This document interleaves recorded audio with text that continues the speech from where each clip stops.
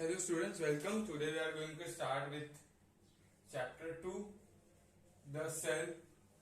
Okay, 6 ICSE.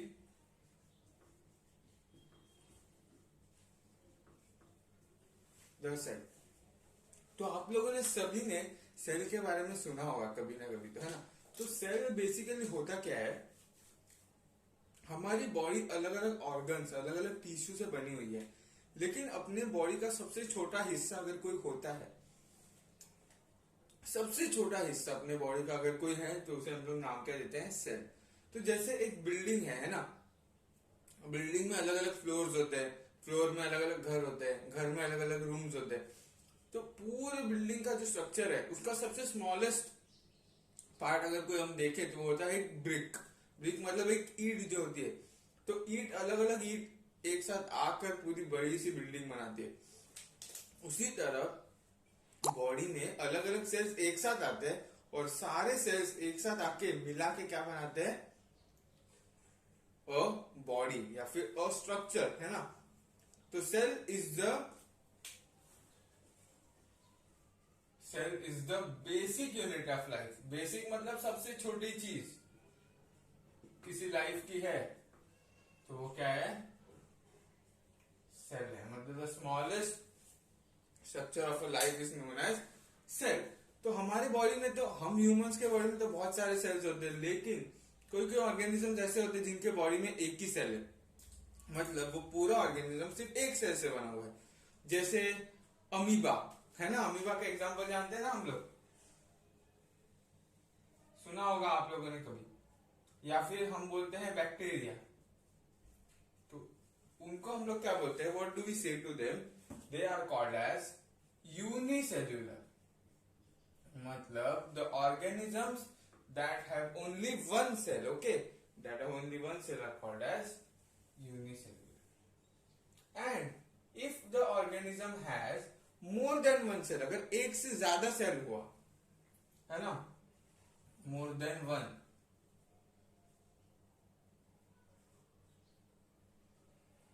तो इस called as, क्या बोलेंगे उसको, मल्टी सेल्यूलर। वैसे एक सेल हुआ तो यूनिसेल्यूलर, एक से ज्यादा हुआ तो मल्टी सेल्यूलर। और मल्टी सेल्यूलर का एग्जाम्पल क्या हो सकता है, फंगस, है ना, प्लांट्स, एनिमल्स। अब फंगस क्या होता है, आपको फंगस पता है, जब हम लोग ब्रेड देखते हैं, ब्रेड खाते हैं ना हम सब, तो हम जब ब्रेड देखते हैं, ब्रेड को खरीद के लाते हैं और कुछ दिन तक हम लोग थोड़े ब्रेड खा लिए, है ना, लेकिन कुछ बच गए और उसको हम लोग फ्रिज में रख देते हैं। लेकिन थोड़े दिन बाद क्या होता है, हमको ऐसे देखने को मिलता है कि उसके ऊपर कैसे ग्रीन ग्रीन सब्सटेंस जमा हो गया, है ना। इसका मतलब वो ब्रेड खराब हो चुका है, उसके मतलब उसके ऊपर क्या आ चुका है, फंगस। तो फंगस वो होता है। या फिर बारिश में, in rainy season we see that on surface of the ground a green colour substance appears, okay, that also is called as a fungus, okay. Fungus grow होता है on the walls, on the ground, है ना, वो सब। तो वो उसको हम फंगस कहते हैं। प्लांट एंड एनिमल्स तो हम जानते हैं। तो fungus is also multi cellular organism. तो हम अभी देखेंगे कि सबसे पहले सेल की डिस्कवरी कैसे हुई, मतलब कैसे पता चला कि सबसे छोटा चीज कौन सा होता है ह्यूमन बॉडी में या फिर कोई भी ऑर्गेनिज्म में, तो उसको सेल कहते हैं। तो कैसे हुआ देखते हैं हम लोग।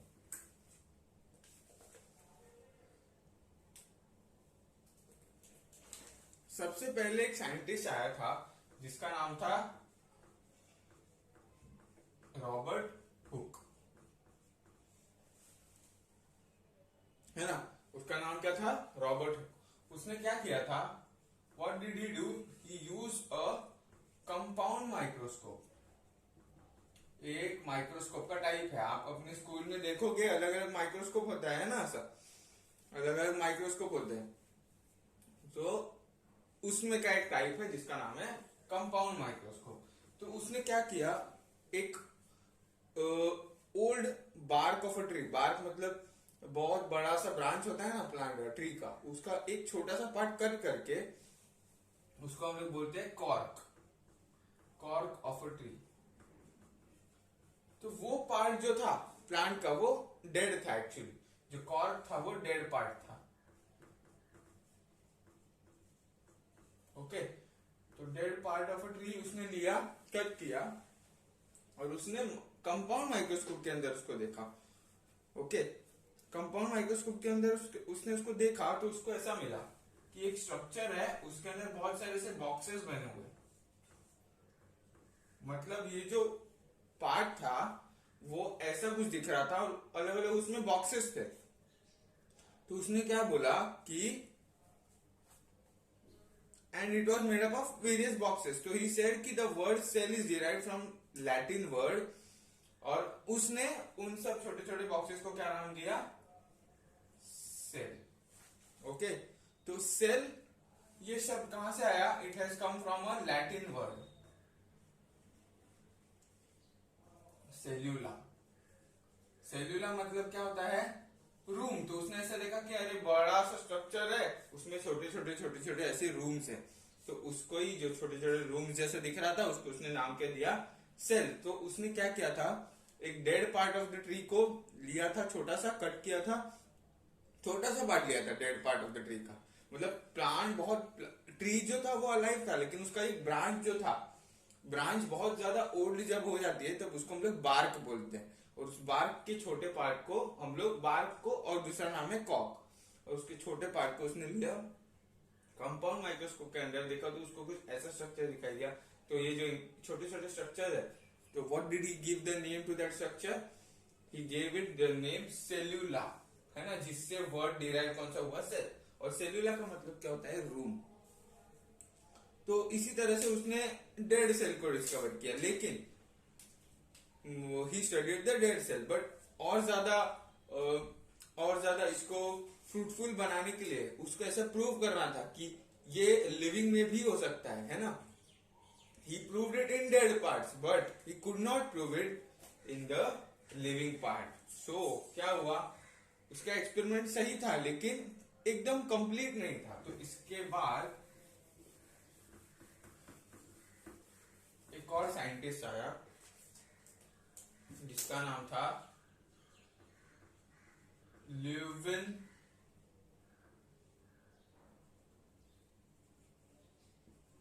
ल्यूवेनहॉक। ओके, तो इसने क्या किया था? इलेक्ट्रॉन माइक्रोस्कोप डिस्कवर किया था।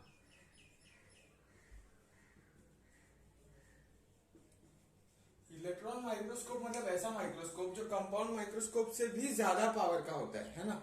मतलब the microscope that has power bit more higher to a greater amount, a greater extent of intensity as compare to compound microscope, मतलब उससे और ज्यादा अच्छे से दिखता था इसमें। तो ल्यूवेनहॉक ने ये डिस्कवर किया था। फिर उसने क्या किया? उसने एक लिविंग सेल लिया।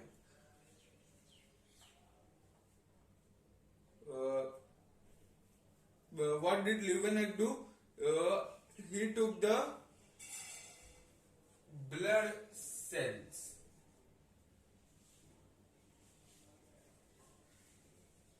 है ना, हमारे बॉडी में ब्लड जो होता है उसके अंदर कुछ सेल्स होते हैं। तो उसने उन सेल्स को लिया और ये माइक्रोस्कोप के अंदर उसने देखा। तो ब्लड सेल्स तो लिविंग होते हैं, तो क्या किया इसने? ही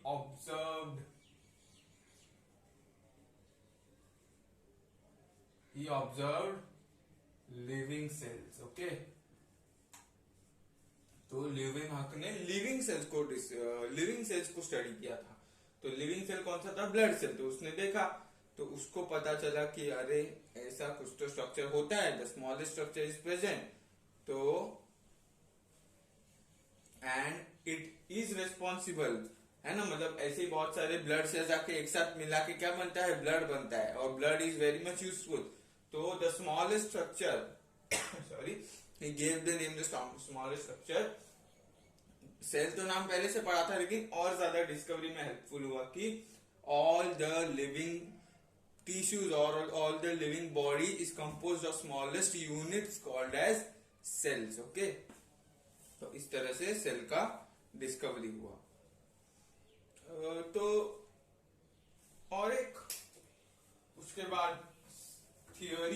सेल का। सेल थियोरी मीन्स क्या कि what is the meaning of cell, exactly cell में क्या क्या होता है, what is the description of the cell, तो उसको हम बोलते हैं सेल थियोरी। तो सेल थियोरी किसने दिया था? स्लाइडन एंड श्वान। ठीक है, स्लाइडन एंड श्वान। स्लाइडन ने प्लांट सेल को स्टडी किया था एंड श्वान ने एनिमल सेल को स्टडी किया था।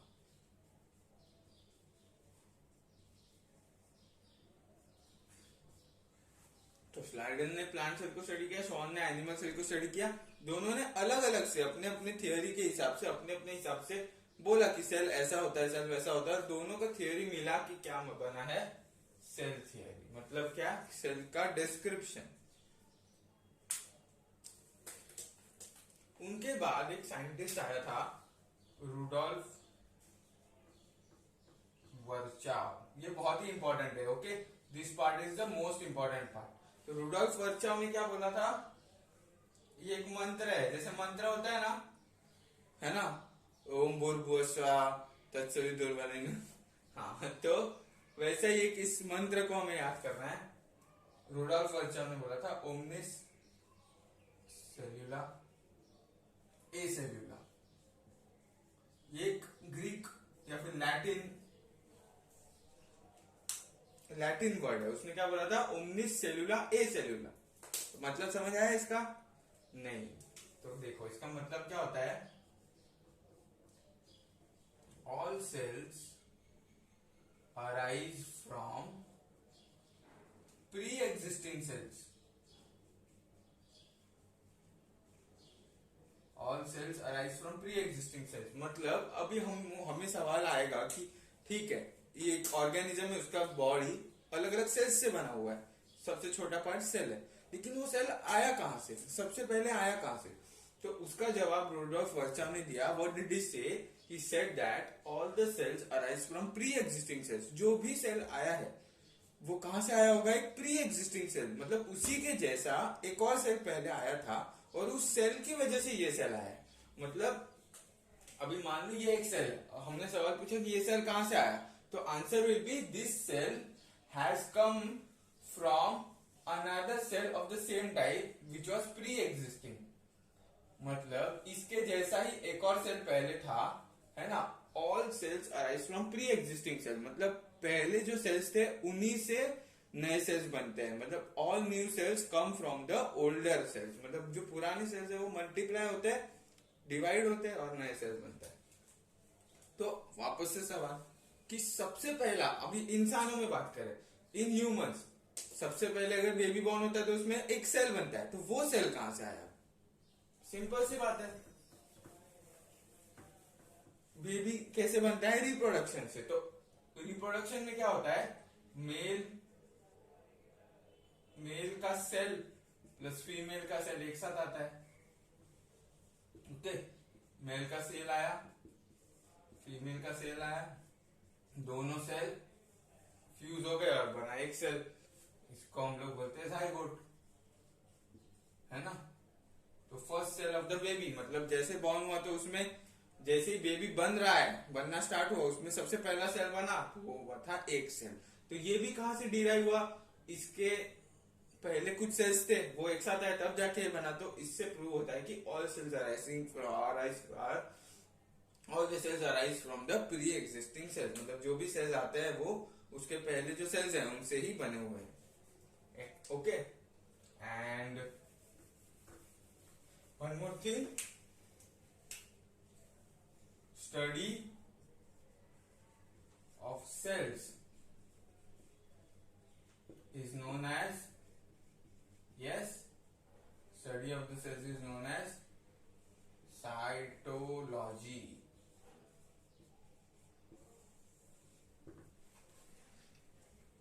Okay, study of the cells is known as cytology।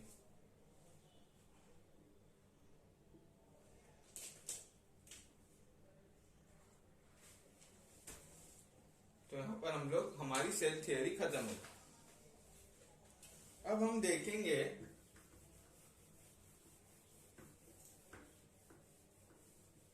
हमने यूनिसेल्यूलर और मल्टीसेल्यूलर तो डिस्कस कर चुके है ना। तो अब हम लोग देखेंगे डिफरेंट शेप्स ऑफ सेल। कौन कौन सा हो सकता है सेल? राउंड हो सकता है, ओवल हो सकता है, लॉन्ग हो सकता है ना, या फिर उसको इलोंगेटेड भी बोलते हैं, इरेगुलर शेप का हो सकता है। ओके, क्यूब शेप या फिर रेक्टेंगुलर भी हो सकता है। तो ये different types of cells, different shapes of cells हमें दिखाई देते हैं। ओके,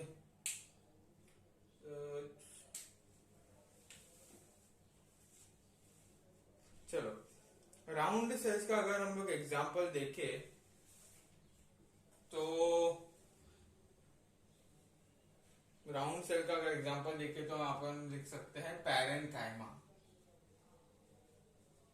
पैरेनकाइमा सेल्स, प्लांट के अंदर कुछ सेल्स होते हैं, प्लांट के टिश्यू के अंदर कुछ सेल्स होते हैं जिनका नाम होता है पैरेनकाइमा सेल्स। ओवल शेप्ड, अभी ओवल शेप्ड एक एल्गे होता है। अभी जैसे फंगस एक ऑर्गेनिज्म है ना, बैक्टीरिया जैसे एक ऑर्गेनिज्म है, फिर वायरस जैसे एक ऑर्गेनिज्म है, जैसे अभी कोरोना वायरस चल रहा है, कोरोना एक वायरस का टाइप है, तो वायरस जैसे एक ऑर्गेनिज्म है, बैक्टीरिया एक ऑर्गेनिज्म है, तो वैसे ही एल्गे भी एक ऑर्गेनिज्म है। तो एक एल्गे का एग्जांपल हो गया, जैसे वायरस का example corona virus, polio virus, HIV virus, है ना, अलग अलग वायरस होता है। वैसे बैक्टीरिया का ट्यूबरकुलोसिस वाला बैक्टीरिया, टाइफाइड वाला बैक्टीरिया, है ना, वैसा वैसा।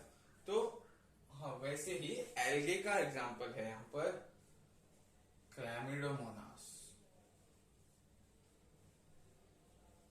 क्या बोलेंगे इसे? क्लैमिडोमोनास, क्लैमिडोमोनास। इलोंगेटेड या फिर लॉन्ग सेल्स, है ना, लॉन्ग सेल्स, लॉन्ग स्ट्रक्चर वाले सेल्स, तो इसको हम लोग बोलते हैं मसल्स, मसल सेल्स। तो मसल के सेल्स कैसे होते हैं? कुछ कुछ इस तरह से, ये और ये ओवल टाइप के सेल्स कैसे होते हैं? ऐसे, और राउंड एकदम ऐसे गोल होते हैं। ओके, इरेगुलर मतलब कोई भी शेप, जैसे अमीबा, अमीबा कुछ भी शेप हो सकता है।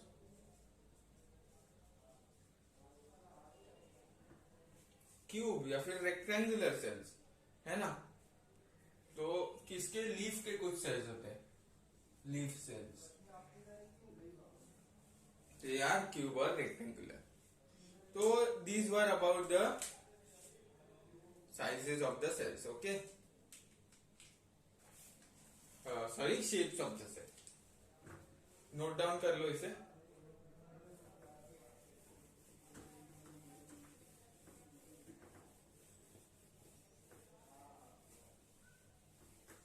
Now we are going to study about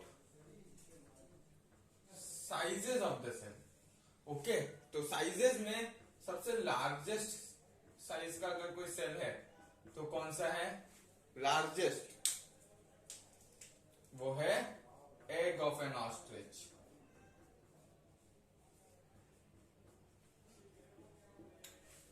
The egg of an ostrich is the single largest cell present in the world. Okay, and smallest कौन सा है? स्मॉलेस्ट कौन सा है? स्मॉलेस्ट है एक बैक्टीरिया, बैक्टीरिया जिसका नाम क्या है? माइकोप्लाज्मा। क्या नाम है? माइकोप्लाज्मा। ये एक बैक्टीरिया है जिसका स्मॉलेस्ट साइज है। ओके, और एक होता है लॉन्गेस्ट। लार्जेस्ट मतलब बड़ा और लॉन्गेस्ट मतलब लंबा। जैसे लार्जेस्ट जैसे मोटा, मोटा और लंबा ये अलग चीज होता है ना। कोई जैसे हम लोग आप लोग चिढ़ाते हो ना, अरे ये बहुत मोटा है और वो बहुत लंबा है, वो लंबू है, वो मोटू है, वैसा। तो मोटू और मोटा means large and Lambu means long, है ना। कोई सेल बहुत लंबा है तो उसको लॉन्गेस्ट बनेगा, कोई बहुत बड़ा है तो उसको लार्जेस्ट बनेगा। तो लॉन्गेस्ट का एग्जांपल है नर्व सेल्स, है ना। अपने बॉडी में नर्व्स होते हैं, नर्व्स होते हैं अलग अलग जो सिग्नल एक जगह से दूसरे जगह पर पहुंचाते हैं। जैसे कोई गर्म चीज को हम लोग टच कर ले, है ना। जैसे ये बोर्ड अभी गर्म है, इसमें मैं टच करूंगा तो मेरा हाथ वापस से आ जाएगा, ऐसा पीछे आ जाएगा। तो क्यों? जब मैं इसको टच करता हूँ तो यहाँ के मेरे जो नर्व सेल्स है वो मेरे ब्रेन को सिग्नल पहुंचाते हैं कि हाथ को हटाना है, तो ये ऐसा हाथ हट जाता है। तो नर्व सेल भी कुछ सेल्स होते हैं। तो ये हमने देख लिया sizes of the cells. Okay, now we are going to see components of the cell.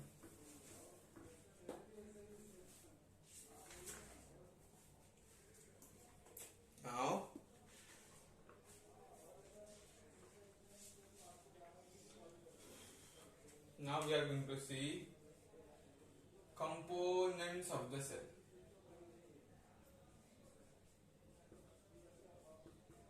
मतलब सेल के अंदर क्या क्या चीजें होती है ना। जैसे अपने बॉडी की बात कर ले हम, है ना, या फिर मान लो बिल्डिंग की बात करते हैं।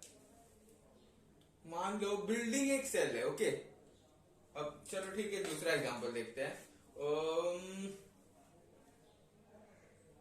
क्या एग्जांपल देखे, जैसे एक प्लेग्राउंड है ना, क्रिकेट का ग्राउंड होता है बड़ा सा।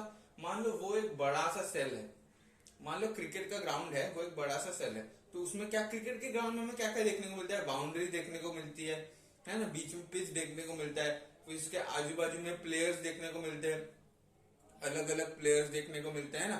तो ये बॉल बैट अलग अलग चीजें देखने को मिलती है। तो इसी तरह से सेल भी एक प्लेग्राउंड जैसा है, उसमें बीच में अलग अलग चीजें दिखने को मिलती है, उसकी बाउंड्री अलग होती है ना।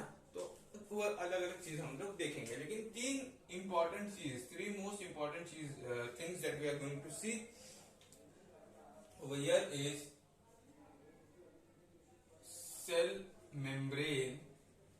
membrane means covering. मेम्ब्रेन मतलब एक कवरिंग, जैसे प्लेग्राउंड का एक कवरिंग या फिर एक बाउंड्री होता है ना, बाउंड्री जो उसको सराउंड करता है, वैसे सेल का एक कवरिंग या फिर एक बाउंड्री होता है जो उसको सराउंड करता है, तो उसका नाम क्या है? Cell membrane. साइटोप्लाज्म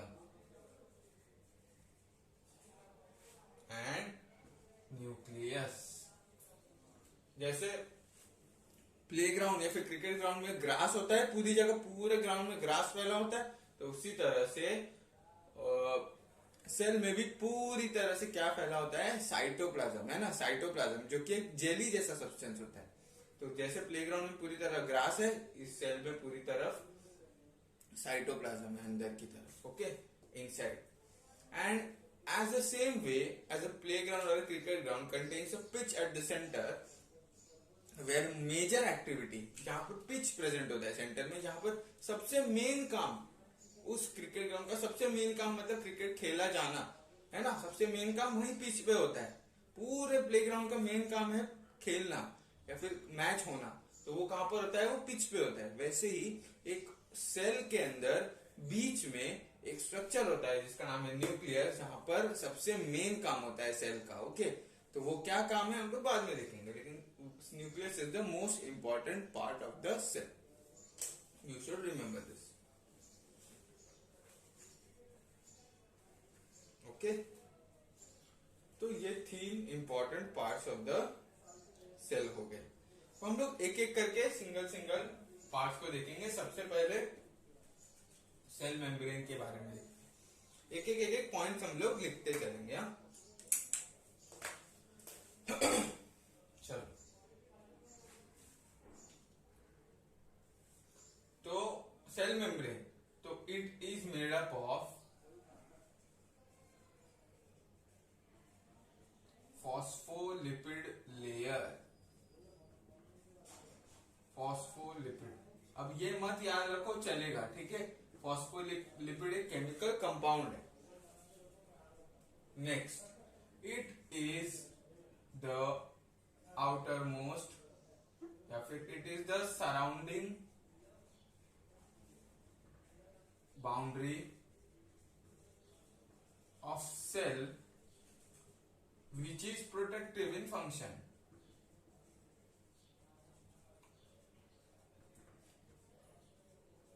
जैसे क्रिकेट ग्राउंड में बाउंड्री जो होता है वो बाहर के ऑडियंस को अंदर आने से रोकता है ना। मतलब इन जनरल वो एक ऐसी लाइन है जो ऑडियंस को प्लेयर से सेपरेट करती है। वैसे ही the materials present inside the cell is separated from the outside environment with the help of this membrane which is protective, which protects the inside materials of the cell। और क्या है, it gives definite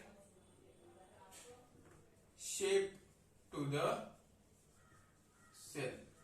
अगर कोई cell है तो उसकी outer covering आ जाने से उसको एक प्रॉपर सा शेप मिलता है। a cell is given a proper shape due to the presence of cell membrane। Okay, and it is semi permeable in nature। it is semi permeable। semi मतलब half and permeable मतलब allow करना। permeable means to allow।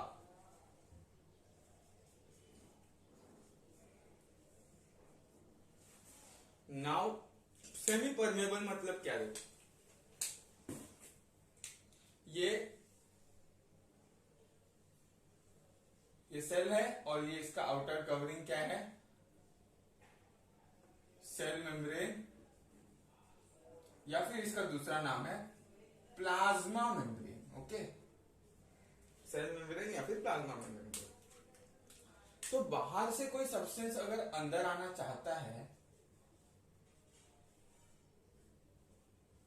Okay, तो ये membrane क्या करता है, एक दरवाजे की तरह काम करता है। मीन्स अभी जैसे हम लोग घर के अंदर बैठे हैं तो हमारा अगर कोई दोस्त होगा तो हम अपने दोस्त को पसंद करते हैं तो वो हम उसको अंदर आने देंगे। लेकिन कोई दुश्मन है जो हमें नहीं पसंद है तो हम उसको अंदर आने देते हैं क्या? नहीं। We don't allow the other person to come inside. So what happens in a cell is the materials which are useful for the cell, है ना, the materials which are useful for the cell, ऐसे material जो cell के लिए useful है, the cell because of its semi-permeable nature will allow those substances to come in, but the substances that are not useful, which are no use, ऐसे material जिनका कोई use नहीं है सेल के लिए, तो उसको आने देगा अंदर? नहीं आने देगा। इसीलिए इसको हम लोग बोलते हैं सेमी परमेबल, मतलब आधा परमेबल है, मीन्स आधी चीजों को अलाउ करता है। आधी मतलब कौन सी, जो यूजफुल है उनको आने देगा, जो यूजफुल नहीं है उनको नहीं आने देगा। तो ये हो गया हमारा cell membrane.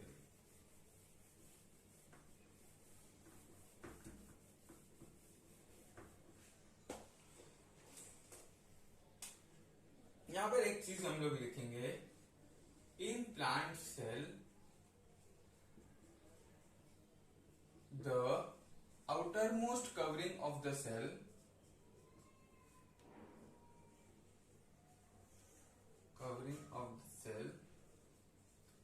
is cell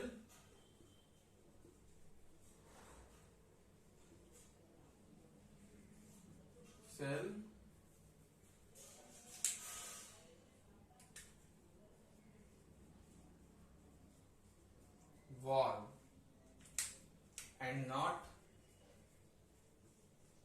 the cell membrane। मतलब हमने अभी तक क्या देखा कि एक सेल का आउटर मोस्ट कवरिंग क्या है, सेल मेम्ब्रेन, लेकिन ये कहां पर वैलिड है, इन एनिमल सेल्स।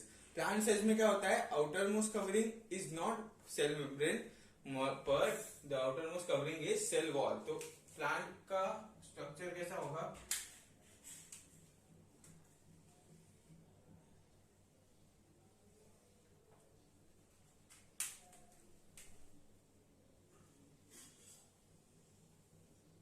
कुछ इस तरह से। तो ये एक स्ट्रक्चर, ये एक स्ट्रक्चर और ये एक स्ट्रक्चर है ना। तो एकदम बीच में जो है उसको हम लोग सेल बोलेंगे। जो दोनों यहाँ पर जो है उसको हम लोग सेल मेम्ब्रेन बोलेंगे। एंड एक यहाँ पर है उसको हम लोग सेल वॉल बोलेंगे। तो cell wall is the outer most covering in the plant cell. ये सिर्फ प्लांट सेल में होता है। एंड सेल वॉल किससे बना होता है? तो सेल्यूलोज। ओके, तो this was about the cell membrane and cell wall.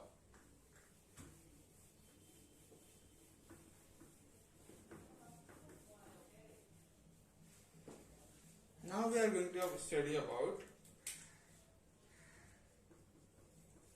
cytoplasm. Now cytoplasm क्या है? Jelly like substance.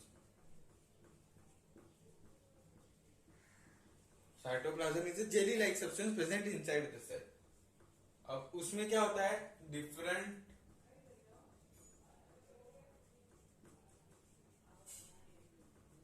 cell organelles are present in it. जैसे प्लेग्राउंड में ग्रास होता है तो ग्रास के ऊपर अलग अलग प्लेयर्स खड़े रहते हैं, है ना, और वो उस प्लेग्राउंड में काम करते हैं। जैसे काम करना मतलब खेलना। तो वैसे ही cytoplasm is a ground substance और a jelly like substance present inside the cell and all the reactions, जो भी केमिकल रिएक्शंस होने वाले हैं बॉडी सेल के अंदर, ओके, तो एंजाइम्स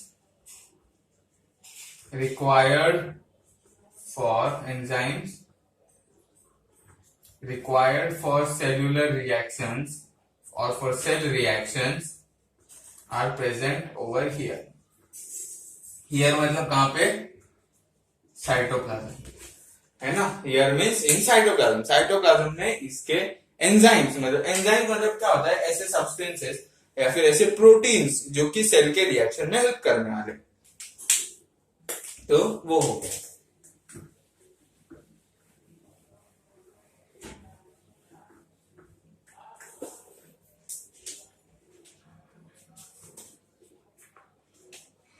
ओके, अभी हम देखेंगे मोस्ट इंपॉर्टेंट स्ट्रक्चर जिसका नाम क्या है? न्यूक्लियस।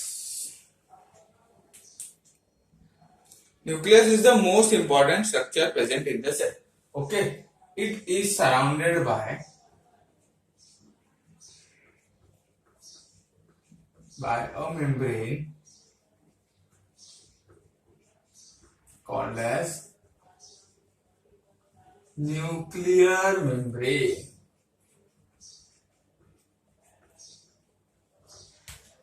ओके, उसको क्या बोलते हैं? Nuclear membrane. जैसे क्रिकेट ग्राउंड में एक बाहर का बाउंड्री होता है और एक अंदर भी एक सर्कल होता है, पता है, जिसको हम लोग बोलते हैं 30 यार्ड सर्कल। कुछ उस तरह से समझ लो उसको। उस 30 यार्ड सर्कल के अंदर क्या होता है? पिच। तो न्यूक्लियस के अराउंड एक मेम्ब्रेन होता है जिसका नाम है न्यूक्लियर मेम्ब्रेन। तो अभी स्ट्रक्चर कैसे होगा देखो। ये एक सेल है, ओके, उसके बीच में होता है न्यूक्लियस और ये सेल के आउटर मोस्ट में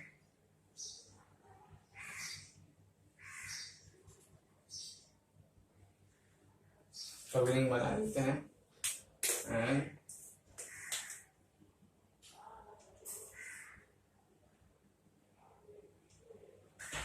ओके, तो कुछ इस तरह से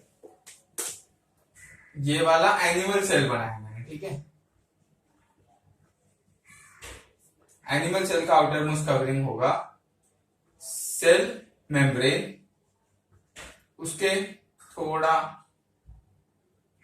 अंदर हम लोग इसको बोलते हैं सेल।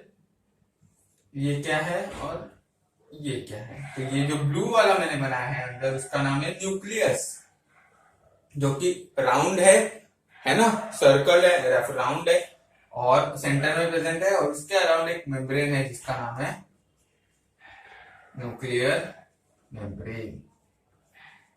तो कुछ इस तरह से स्ट्रक्चर प्रेजेंट होता है, और न्यूक्लियर मेम्ब्रेन और न्यूक्लियस के अंदर कुछ ऐसा स्ट्रक्चर प्रेजेंट होता है, ठीक है, वो बाद में देखेंगे, लेकिन कुछ इस तरह से एक नॉर्मल सेल दिखाई देता है ना, समझा।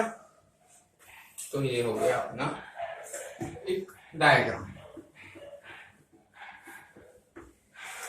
तो it is surrounded by a membrane called as nuclear membrane, और कैसा होता है, स्फेरिकल और round in shape.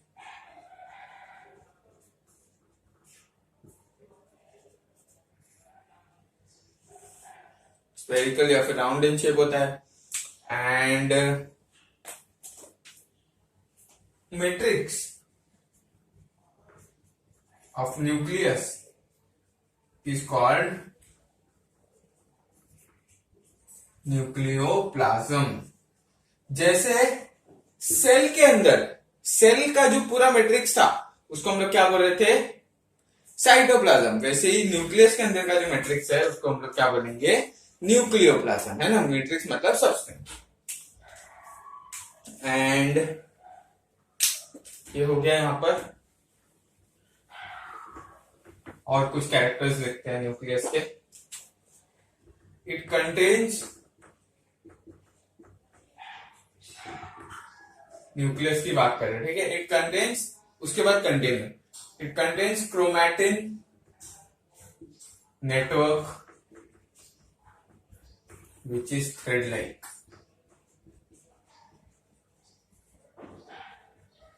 Thread like structure present होता है सेंटर में, जिसको हम लोग बोलते हैं क्रोमैटिन नेटवर्क। क्रोमैटिन मतलब जिसके अंदर क्या होगा, इसके अंदर क्या होगा, डीएनए, है ना, डीएनए सुना होगा आप लोगों ने, वो सीआईडी में डॉक्टर सालुंकी होता है ना, डॉक्टर सालुंकी सीआईडी से इसका डीएनए टेस्ट करना पड़ेगा, है ना, तो that is called as DNA, जो कि न्यूक्लियस के अंदर होता है। एंड उस डीएनए में क्या होता है, chromosome, and what is chromosome, वो सब अभी आपको समझ नहीं आएगा, ठीक है, बस नाम याद रखिए।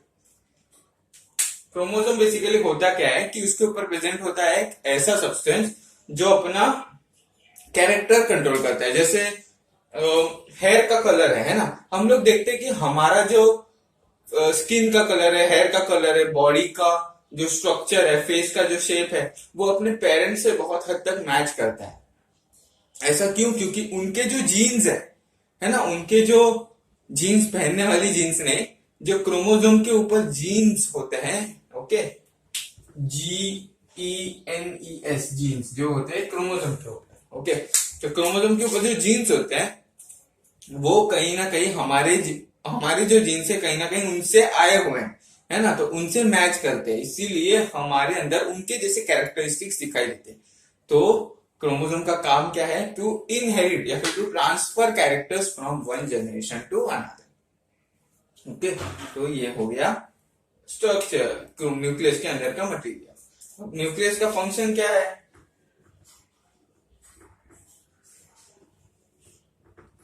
It is control centre of the cell, मतलब सेल के अंदर जो भी एक्टिविटी होने वाली है वो कंट्रोल कौन करेगा, nucleus. And it is useful in cell division, मतलब जब नया सेल बनाना है ना, एक सेल से दूसरा सेल जब बनाना है तो सेल क्या होता है, डिवाइड होता है, तो उसको भी है, उसमें भी हेल्प कौन करता है, न्यूक्लियस। एंड तीसरा फंक्शन जो हम लोग ने अभी देखा, it transfers characters from one generation to another.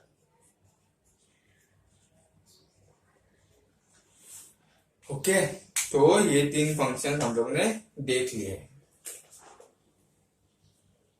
तो इस तरह से हम लोग ने ये कंप्लीट कर लिया न्यूक्लियस।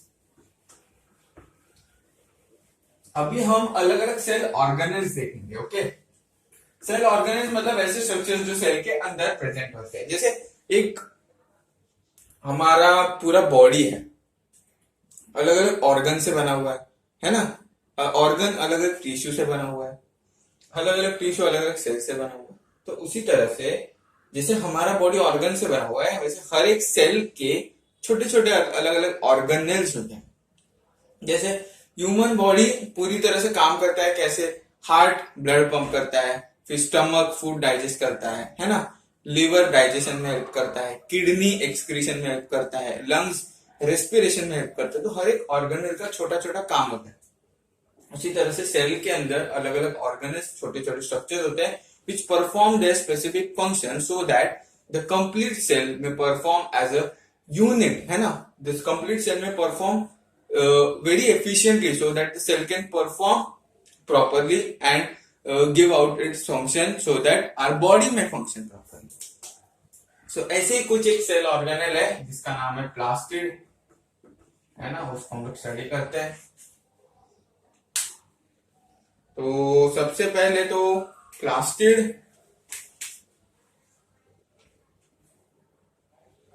किसमें होता है, प्लांट सेल्स। किसमें होता है, प्लांट सेल। और वो कितने टाइप का होता है, 3। एक होता है क्लोरोप्लास्ट, एक होता है क्रोमोप्लास्ट, और एक होता है ल्यूकोप्लास्ट। अब उसको कैसे डिवाइड किया गया है, तो क्लोरोप्लास्ट मतलब एक ऐसा स्ट्रक्चर जिसमें ग्रीन कलर का पिगमेंट होगा। कौन सा पिगमेंट होगा, ग्रीन कलर पिगमेंट इज सी।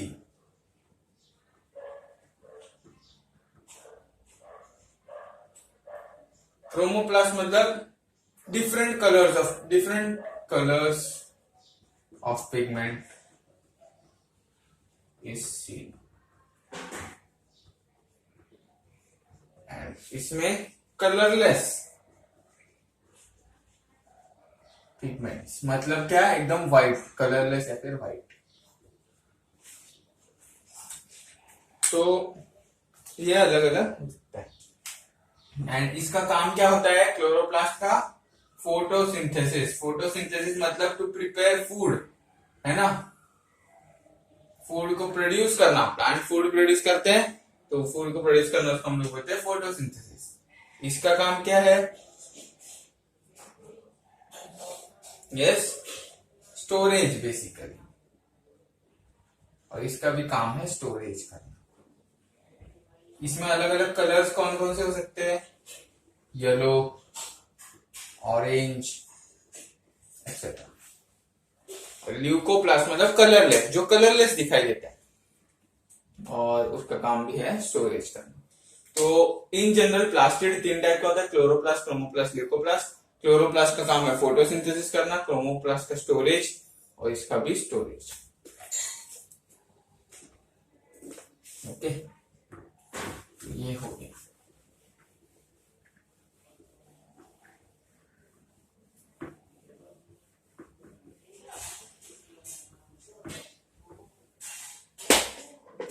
अभी हम देखेंगे एक और सेल ऑर्गेनल जिसका नाम है वैक्यूल्स। वैक्यूल्स क्या होता है, तो vacuoles are large empty spaces seen, okay, in plant cells and are very small in size in animal cells. Okay, the membrane surrounding the vacuole is called as tonoplast. Okay, तो the membrane, जैसे cell का membrane था, cell membrane, nucleus का था, nuclear membrane, वैसे vacuole का vacuole membrane नहीं, vacuole का मेम्ब्रेन का नाम क्या होता है, टोनोप्लास्ट। ओके, तो वैक्यूल का काम क्या है?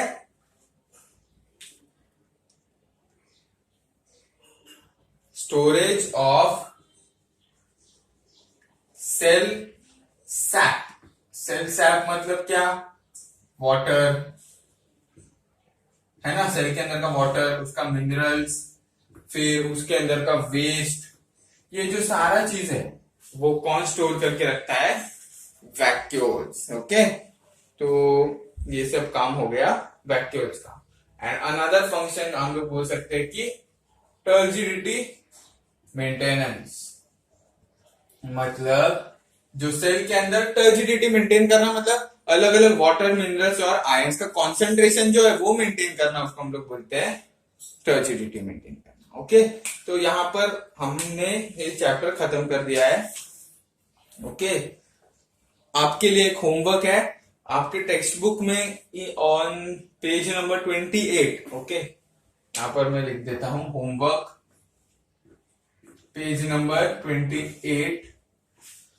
उस पे क्या लिखा है? Difference between plant cell and animal cell, वो आपको लिखना है और आपको याद भी करना है। ओके, तो ये आपका होमवर्क हो गया, जो मैंने रेड कलर में लिखा है पेज नंबर 28 पे, difference between plant cell and animal cell, that you have to write in your notebook by heart it. Okay, and whatever notes I have, whatever things I have written on the board while teaching, you have to take down the notes of this. Okay, you have to take down the notes, read it once or twice so that you may understand it properly.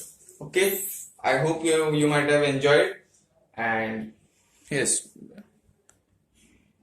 thank you.